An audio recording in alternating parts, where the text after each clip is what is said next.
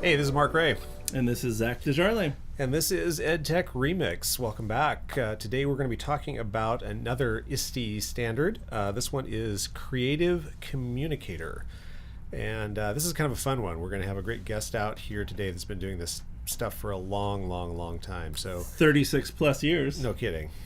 Well, that's apropos then. Some of the technology that I've brought here, creative communication in the old days was a little simpler, or maybe it was more complicated than it was before. So this is actually from my cornucopia of old technology. This was something that came out in the 1970s, as you can tell by the Andy Gibb marketing. Andy Gibb was the younger brother of the Brothers Gibb, otherwise known as the Bee Gees, and apparently he entered into a marketing campaign with the Kmart Corporation to do this wireless FM microphone. And thanks to some mystical technology, you could put a couple of AA batteries in here and then tune to a specific station on an FM radio and be able to sing along with all your favorite hits, or just simply talk through a microphone. And that was amazing. And what year did that little device there come out? I want to say this is the mid-70s. It was about the same time as CB radios were popular as well.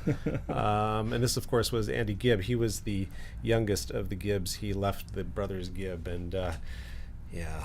It's funny, in 40, 50 almost years now, that technology hasn't changed much. My kids at home right now have a microphone that has it's Bluetooth, but it has a place where your phone snaps into, and they get to sing along with their songs. Yeah, it's just the same. Yeah. It's just gone from FM, which at that time was like, wow, FM radio, that's pretty amazing. And then, of course, we have this piece of technology that I bought heavily into when I was at Skyview about 10 years ago. This is called a flip cam. And believe it or not, it came out from the Cisco company, which mostly does networking devices. And for, again, a couple of AA batteries in here, maybe I think 2. And you could push the button and basically do portable, very simple video productivity. But the thing that was cool about it is it had these switchblade USB. And again, because we didn't have Bluetooth back then, nothing was really wireless. This was pre-wireless, really. Yeah. Anyways, I bought I think 8 or 10 of these for Skyview. We used them for about 2 years, and then they were rapidly made obsolete by technologies that came along. So yeah. So that was what communication was in the 1970s and the 2000s. But anyway, so we're going to talk about Creative Communicator. So this standard is it's kind of the funner, I think, of all of these standards. It obviously is the most creative one because it has creative in the title, but it talks really about this idea of students as creators, and we've already been kind of alluding to that in our previous conversations. So this one, the standard reads, students communicate clearly and express themselves creatively for a variety of purposes using the platforms, tools, styles, formats, and digital media appropriate to their goals. So they don't really lard that on too heavily. There's 1, 2, 3, 4, 5 different qualifiers there that make it appropriate to their goals. So I guess, what are you seeing, in terms of what's happening in Vancouver and around the state? What are some things that are bubbling up in this area? I really like this standard from the kind of the lens of, from communication. And I think traditionally you look at writing as your form of communication. And I would never say that's not important. That's a crucial and foundational skill to this standard and many of the others as well. But in today's world, as our kids leave and they need to be future ready, they need to know their audience. They need to know the right tools. They need to know when is it appropriate to have write a research style paper versus have a 140 character tweet. Know your audience, know your purpose, and this standard really lifts up that need for our students to practice and develop skills in those areas. Yeah, I think this actually, they spoke to the creative aspect in the earlier versions of the EdTech standards, but now I think you mentioned that word audience is really the thing that's changed, is that the students have access to those audiences that didn't exist before. I mean, sorry, Andy Gibb, but all you could basically, your audience here for something like this was, the people that were close to your FM radio, and again, that wasn't broadcast on FM, it was just on your radio. So the audience was very, very small, very local, and now students, can either intentionally or unintentionally access worldwide audiences. Yeah, it's limitless, really, in the audience in which they could communicate with. Yeah. And one of our last episodes, I talked a little bit about that phenomenon in America's Funniest Home Videos. It was kind of the first time that the consumer was creating content for the audience. And I would relate that to this standard as well, in the sense that our students can actually create content that can be shared and is meaningful and is relevant to other professionals as well as their peers in a real way. And it's not just face value. There's some depth there. I know we talked about the digital citizenship. We talked about the fact that students are creating content that actually might have market value. Absolutely. And that the considerations that need to be made both by teachers and by students in terms of how they share, what they share, and we'll talk a little bit more about that because one of the standards here kind of hits upon that. Sure. So with that, let's bring on an authority, probably the most effective communicator I can think of in my professional learning community. We're going to cut away to get our guest on, and he'll introduce himself, and we'll have some great conversation with him. All right, so today we have joining us one of our instructional technology facilitators, Jim Jeffers. And Jim, why don't you just tell us a little bit about yourself, what you do? Go for it. What I do. This is my 36th year in Vancouver. I've been started as a teacher at Lewis Junior High School, and when people go, oh yeah, Lewis Junior High School, that means they're older than 30 because it closed 33 years ago. Started as a junior high school teacher, and then when Vancouver went to the middle school system in the mid 80s, I went to Hudson's Bay High School, was at Hudson's Bay High School for 12 years, and then helped open the Vancouver School of Arts and Academics, which is a 6th through 12th grade arts magnet school here in Vancouver. Helped open that school, and then 4 years ago, the opportunity opened up for me to be on the district's ITF team, and I took that as kind of my final capstone job. Yes. And have been doing that this is my 4th year. One of the things that I did do way back as well is when the district had the very first technology team back in 89 or 90, there were 4 of us that were on that team. So I've seen technology. I've jumped on the technology bandwagon way back when I first started teaching with an Apple IIe that I'd wheel down to my classroom and steal from the library. And the librarian would run down and try and find where it went, but he always knew it was in my room. So started using it in 1983, 82, 83, and since then have been trying to infuse technology into my classes ever since. Sure. Excellent. But you've been video has been your primary medium. I know at VSAA, that was you did moving visual arts, and I think that's what it was called. Moving image arts, Yeah. right. Yeah. Actually, video, still video is my original art form, photography. Yeah. That's what they called Yeah. it back then, was Yes. photography. But I taught, my very first teaching job at Lewis Junior High School was I taught TV production, which was with really old tape-based. I think we probably have some of that technology on the back wall. Older than some of that on the back wall, and it was tape reel that we would tape and have the kids do a news broadcast. But I taught that, and then I taught film-based photography because digital photography didn't exist at that time. And went over to Hudson's Bay, taught film-based black and white photography. We had the dark rooms, and they processed film and printed pictures, and did that until 96 when I helped open VSAA, and then we moved the film-based in there, but I was also doing video all along with that, and it's significantly changed since then. So you've been working with students as creators pretty much, or at least for majority of your career. Yeah, from the very start. So has anything changed when it comes to student creativity? The technology has changed, but the whole idea behind creativity and before I came in, you two were talking about audience awareness. And to me, that's one of the most critical pieces is that audience awareness piece. And that students back when we were in school, the audience when you did a presentation was your teacher and the students sitting in your classroom. But I always wanted students to think more than just, okay, I'm doing this project for class.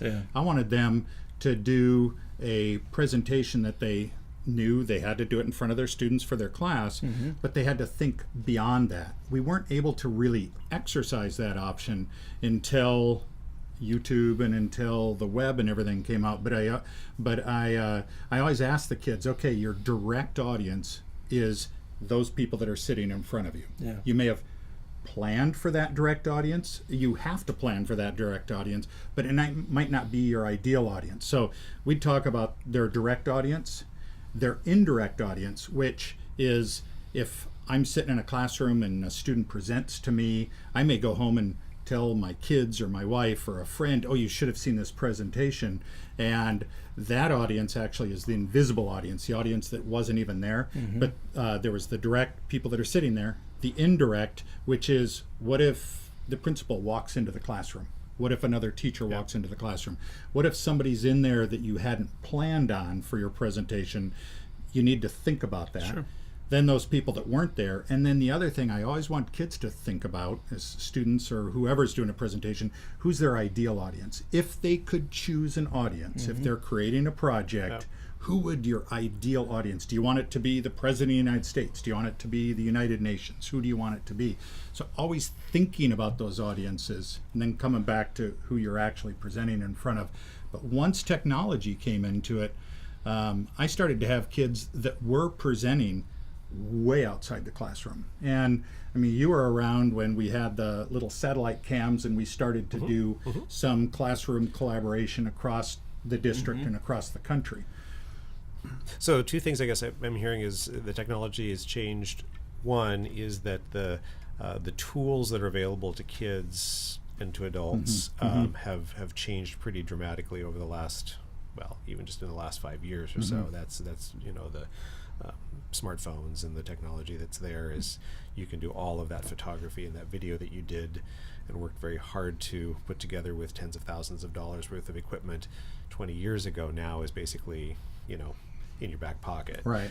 So the technology has changed, but also the technology has enabled kind of that indirect audience to expand exponentially, probably.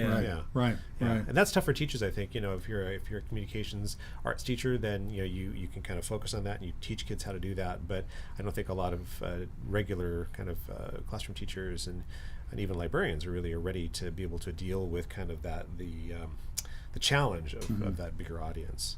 Well, and as a teacher, when a student would do either a paper for me or when I was teaching photography or video, I'd watch their project and they looked at me as the primary feedback.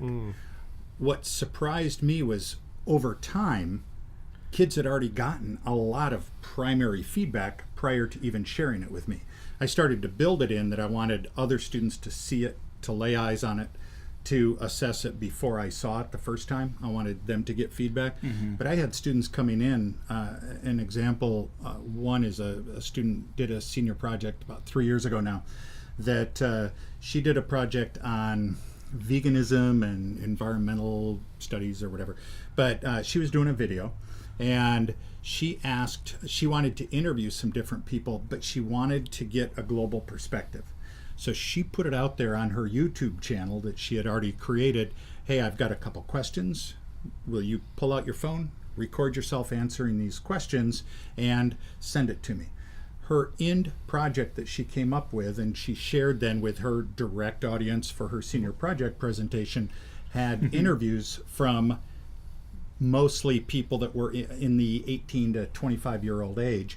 But she had interviews from people from 10 different countries. Wow. She did text at the bottom for some of the countries that you couldn't understand their language. She had subtitles. But then after she did her senior project presentation, we looked at the analytics a couple months later, and she had feedback from almost 20 countries with, oh, love the video, to, hey, have you seen this? Or in our country, we do this. And it used to be me giving her feedback from my perspective. She had feedback from almost 20 countries.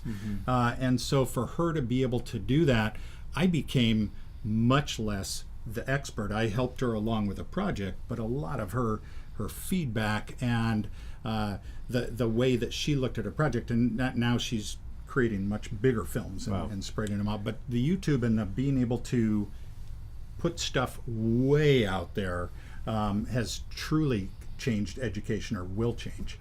Yeah, that's I mean that's a great story because it really ties in. When we've in our district when we've rolled out technology, we've really used something like the SAMR framework or even TPAC or something to look at how do you integrate that. And in the SAMR, you have the 4 levels from substitution and all the way through redefinition. And in that redefinition model, you're really getting into an authentic audience, and not just an authentic audience to consume, but to interact with. And that's sometimes very difficult to do, especially when working with students. And it sounds like that particular student in that particular project really leveraged that. And that is a future-ready skill. It's a real-world skill that those kids are going to need when they leave our system. Right. The other thing that has really changed it is she was a student that was in an earlier class. She had been in my class for 4 years when she did this. But now kids with the equity that they have with an iPad or a tablet or whatever equipment is provided to them. It used to be that kids would come into my class and they'd have access to when we opened the art school, I think we had 6 VHS cameras. They sat on your shoulder or on a tripod. We had 4 tape-based editing systems, and we had 600 students. And so the kids would have to get in these long lines and schedule time to be able to create and edit their project. And now on a tablet, they have a camera, they have video and audio editing, they have GarageBand, they can create their own music, they can they have animation tools, they have green screen production. Well, I think they that was have one all of the these reasons different that tools. the iPad was selected in Vancouver 6 years ago, is that it really provided a really robust platform for student creation. So And creation doesn't have to happen at school anymore either, with them taking devices home. And all this is accessible on kids that have the latest smartphones. They can put all this on their phones as well. But being able to not just do it for school, I started to see more and more kids coming in saying, look what I created. My parents wanted me to create my grandparents are having a 50th reunion, and they had me create the slideshow for it. And it used to be, if I watched those things, they were a half an hour long and they weren't very well done. Now kids are really getting good at it, partly because the tools that they have, but partly because they're watching so much of it, and they're able to measure their projects. Translating as consumers, they're translating that as creators into their creation strategies. Speaking of strategies, let's take a look at some of the indicators. So just like the other standards, this particular standard has 4 indicators. So we'll kind of go through each 4 and kind of ask what your thoughts are on those, if you have any anecdotes or stories to share about them, and then a little bit of discussion. So the first one is students choose the appropriate platforms and tools for meeting the desired objectives of their creation or communication. Initial thoughts on that one, or? Well, it used to be we only were able to direct them to the equipment that the school possessed, or the lucky kids at home that might have, a parent or whatever that has some equipment, they may be able to use it. But to me, more than anything, it's that choice piece that students get to choose. And anytime students get a choice, it's not just that a kid needs to create a video project. They might create a song and record it. They may do a dramatical presentation, but instead of just doing it once, they're able to digitally save that so that they have it for later. They may choose to type a paper, but to me, more than anything, it's allowing that kid the choice, not totally open choice. You might give them 3 or 4 options, but I've heard so many teachers that when we've gone in, especially with some of the We Creates that we've been doing lately with elementary students, I quite often hear the teachers say, wow, I've never seen this kid get this excited about something. Exactly, And you're like, that's because he had a choice to be able to try something different as well. And if you keep trying to have kids try different things and have choice, I think you're going to see that excitement bubble up. Then you got that hook, and they're able to continue with it. But to me, the choice is really, really important. And that's the teachers need to kind of allow that to happen. I guess is that there needs to be a divergence of choice as far as it can be written, it can be an image, a set of images, it can be video, it can be a song, whatever. Right.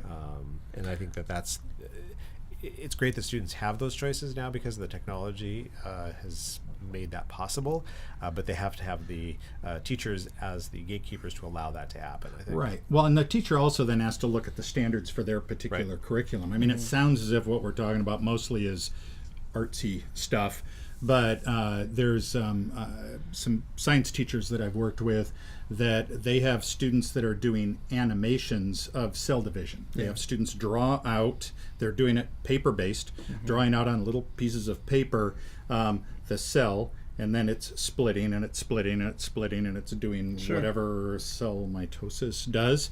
And it splits, and each time the kid draws it, it's becoming more cemented in their mind. But then since they have iPads, every kid then tilts the iPad up and using the iMotion app, they capture each frame, play it back at 24 frames per second, and all of a sudden you've got a little cartoon, a little animation of cell division. And I'm going to tell you, I learned a lot more about cell division watching those kids do that, and that repetition they were doing than I ever remember from the textbook. And that's a good point to make. This isn't unique to an arts class. Yeah, it is cross curricular, and I've seen I don't know how many hundreds of examples in the last 6 years of all different content areas.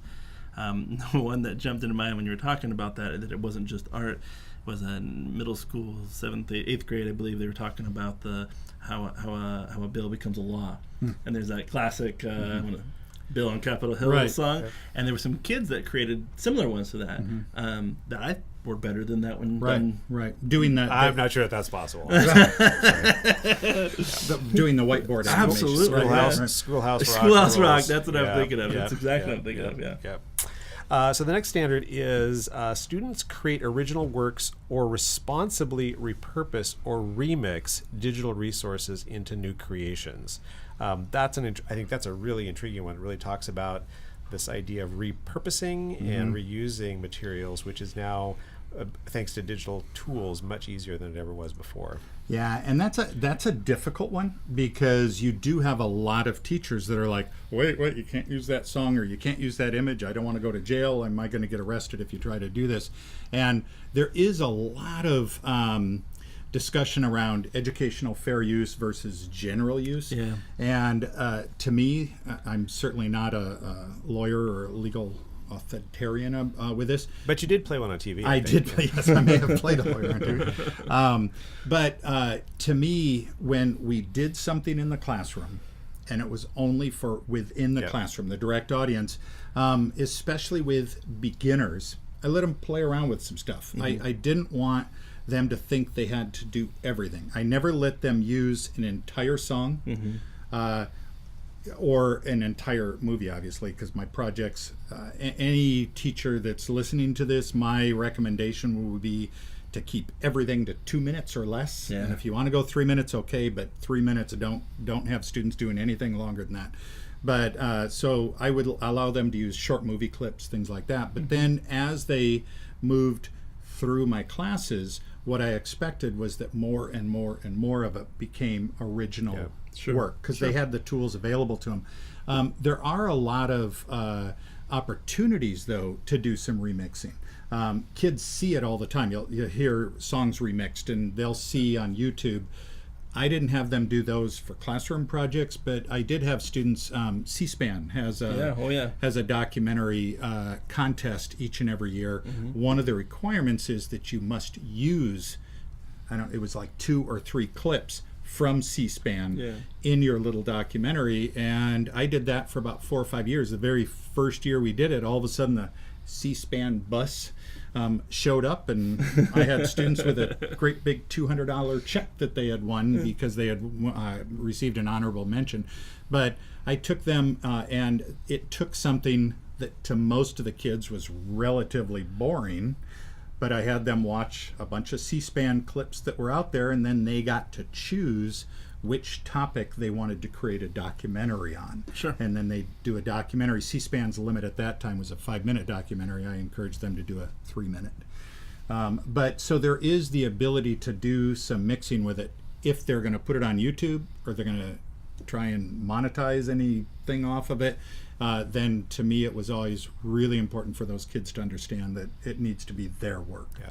And I think a couple of things come to mind. One is that as students create their own content, is that they now should care about how other people might remix even their own work. So Oh, I mean, especially absolutely. if students are creating original work. I mean, you mentioned that example of the mitosis animation. I mean, as we think about open educational resources, if they create something that's better than it's in the textbook, then conceivably it's something that could get out there in the wild, and they could actually, I'm not sure they can make any money on it, but they certainly could claim ownership of that. Yeah.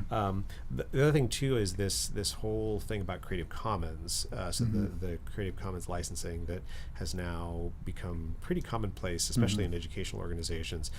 There's so many levels to that. That again, we could do a whole podcast just on kind of looking at Creative Commons, and maybe we should, because it's very complicated. Yeah. There's rules about whether it's used for commercial purposes or non-commercial purposes, whether it's used in whether there's a reproduction possible, whether you can remix and change it, and it's very complicated right now. It's I wish it was easier, but Well, and if teachers go to do some searching, most of it is based off of copying printed materials, Yeah. textbooks and things like that, and there's not very much out there, and it's changing so rapidly. And I mean, there's so much that you can get off of YouTube and every place else, and I think that's where it's really important as well for the teacher to monitor the projects as the students are working on them, so that I mean, it used to be, I never did this obviously, but you'd be able to, you got to write a paper on cell division. You go to Encyclopedia Britannica, you'd look up cell division. World Book was my favorite. It was much easier to read. Mine It had better illustrations too. Funk and Wagnalls. Yeah, that was the one you bought at Safeway. Yes. And now it's Wikipedia. Yeah, exactly. Wikipedia. Well, and Wikipedia rocks, by the way, so Yes. I'm not going to diss Wikipedia at all, Yeah. because I think it's the best thing that's happened to the internet for a long time. Well, and the best thing about Wikipedia, and this is what I do tell students, if you're researching something, go ahead and look at the article, but what you want to do is go down the to all the references, primary The references resources, and go into those. So it is an important topic, but it's something that needs to be discussed on a regular basis with students about their use of work, the work they create, what they want it stolen or ripped off. And so it makes it a very interesting discussion topic. Okay, so we'll jump in. This next indicator is a little bit similar to the one we just discussed, but students communicate complex ideas clearly and effectively by creating or using a variety of digital objects such as visualizations, models, or simulations. Yeah, and that one is similar to the other one. I think this is where the teacher, as they design their units or design their projects, needs to spend some time creating rubrics, talking to the students, figuring out the choices that they want to allow for. I mean, the tendency for students right away, whenever they are given a project, is, I want to use this camera and this editing and this music. Let's talk about the project first. Let's talk about the learning. Yeah. And, for the teacher to think with the end in mind, certainly giving the students choices, but what do you want them to learn, from this particular topic, whether it's science, math, or whatever. Sure. And so what tools do work well? Whenever I work with other teachers of, other academic expertise that I might not know as much, I ask them, have you gone onto the web and viewed things that you think are effective? Sure. Or have you been to a conference that you were like, wow, this was really cool. Okay, let's help kind of recreate that and design a lesson around that. So I think that's where, while I really love to have choice and encourage teachers to have choice for students, this is also where we rein it back in a little bit so that they're getting the learning and hitting the standards in the particular academic topic. So what are some of the tools? You referenced tools. I guess both of you have been pretty active in terms of kind of deploying the tools on on the iPads and such. What are some of the tools that I guess would you recommend for visualizations, models, and simulations? For me on the iPad, the ones that obviously within my realm of expertise, the iPads come with a really good camera built in, both still and video, and then apps already exist on there for iMovie to be able to do fairly in-depth video editing that cost thousands of dollars back in the 90s. Yeah. But they're able to then, I think it's really important that they don't just go out and video and turn it in. I think everything a student does, it's kind of like typing your first draft and turning it in. I didn't want to see a first draft of anything. I wanted them to work with it, share it with somebody else, work with it, and then let me see it later in the process. So iMovie is a great app, and then in the last few years, there's Green Screen, which allows for that background to change like the TV Kids love weatherman. that. Kids love that. It allows them to put themselves anywhere in the world. Well, it provides context for the students right away. You know, so while you might be giving a weather report or a book report or something that could be a news anchor type situation, with that background, it brings it to life with them and gives them that context right away. Right, and then there's an app called iMotion. There's a ton of apps that do the animation, but that allows you to do the stop motion animation. GarageBand for music and recording. There's an app called Opinion that is a very simple audio editing app to create short little podcasts. I love it when kids, to me, a kid wants to make a movie, so they just want to go out and video their friends play fighting and doing all these types of things.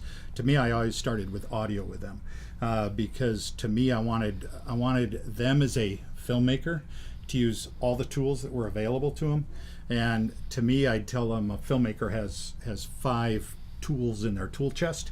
One of them is the video image, and they think, well, that's what a movie is. The movie is visual images, but it's also text. And so whether it's your titles, kids think, oh, that's the titles at the beginning. No, if I've got text in our particular shot that we have right now, it's very important the words that are back there. So any words that are in the shot. So there's, in a movie, it's really only, there's 2 things that people see, 3 things people hear, and that's music, dialogue, and then any other sounds that they hear. Yeah. So I really want those kids to get all those tools dialed in, and usually I break it down into multiple projects to get those things done. But if a movie has bad audio in it, people turn it off. You can get past some blurry images, you just can't get past bad audio. So they have to choose the right tool for the job, and the tools now, kindergarten students, first grade students, second grade students are starting to learn the tools and know what's good or bad, as well as my juniors and seniors that I had 15 years ago. Yeah, it's accessible by all ages. I think a few other apps that we've used in our system that really help, especially on like the modeling, or there's one, I have to get the name wrong, GeoGebra maybe might be one for modeling and math, where they can manipulate the equation and things right on the screen. There's Explain Everything's another one that we use quite a bit. That was one of the first ones we had on there. So there's a bunch of those type of apps that are really simple to use, and depending on how the design of that happens, can be really lead to some deep learning and sharing by the student. So our last standard is, and again, you're speaking about the different elements of film or video, kind of this idea of customizing to the audience. This indicator is students publish or present content that customizes the message and medium for their intended audiences. We've already kind of talked a little bit about that. That's really about kind of choosing the right tools or the right components, and then really kind of fitting those into the purpose of whatever they're creating. Right. I think what's important there is that it used to be that we'd type out a paper and it went in our folder after it was on our parents' fridge, and then it just was stored away. Now they do need to be aware of where that goes, because they're whether it's writing, video, audio, whatever, it's stored in a digital medium now, and they need to be aware of it so that they can pull it back up again someday. who knows if you pull out a CD here in about 30 or 40 years if you're going to really be able to watch anything on it. But I'm kind of concerned that the flip cam videos may not be available. we need to get those I pulled think off. they had a They're pretty quick. proprietary codec. Yeah. But to be able to make sure that you store them. But the other thing is that to be able to, oftentimes you don't have control of where it goes once you put it out there. And I know that dives into some of the other standards, but it definitely is very important for students that are like, oh, look at this project I made. I'm going to throw it out there, and it'll come back to them possibly in 5 or 10 or 30 or 50 years. Yeah. All right. Well, that gets us through Creative Communicator. Any last thoughts from you, Zach? No, I think Jim brought out some great points. I liked what he was saying on that last indicator around the content is just as important. You're looking at your video and your audio and your sound effects, and it's not just one of those. It's all of those and how they come together. And I think back at my own, I'm not that far removed from high school, really, not too much at least. And I think back onto those, and I can't think of a paper I wrote. Maybe I could if I really thought about it. But there are a number of times throughout my high school and college career where I had to create something like this, whether it be a video or an audio recording or something. And I can remember almost every one of those projects. So that I'm not sure what happens in the brain and how that process works, but that has really, really stuck with me. Yeah, I agree with that. I remember one paper that I wrote in college, and it was on the history of beer. And I remember it because I was able to research it in depth. But I had scientific. choice. It was scientific, absolutely. But I had choice. It was like write a paper about something. It was a business marketing paper, and so that's the only paper I remember. But all my little, I had a Super 8 movie camera. There's probably one back here someplace. But I made a lot of little animations and things like that.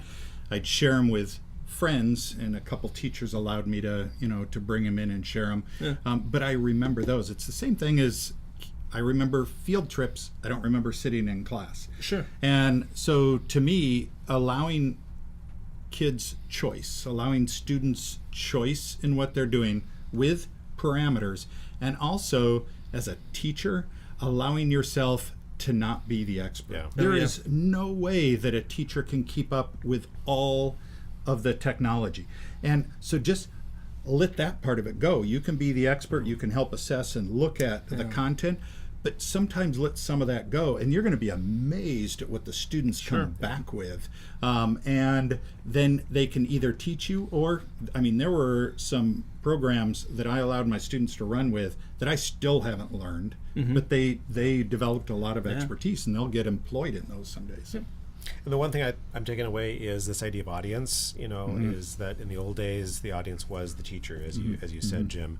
And I remember back to when I was in junior high and I was on the newspaper and I wrote this article that was somewhat critical of the ASB, and I recognized that suddenly the audience actually reads the paper, and they were really upset with me. And so just thinking about that audience and that awareness, and now it wouldn't just be the 7th, 8th, and 9th graders at Shumway Junior High School that would be upset. It could be the entire world, livid at a meme that's created or something that's put out there. So, and they may not be angry today or this week at you. It may come out in 3 years because it's been percolating out there in digital land. Thankfully, my friends at Shumway Junior High School have forgiven me, but they occasionally bring it up at the reunions. Anyway, we've had a really rich conversation here on students as creative communicators. I really appreciate you tuning in and joining us at EdTech Remix. Until next time, this is Mark Ray. And I'd like to thank Jim Jeffers for joining us, and this is Zach DeJarling. See you next time.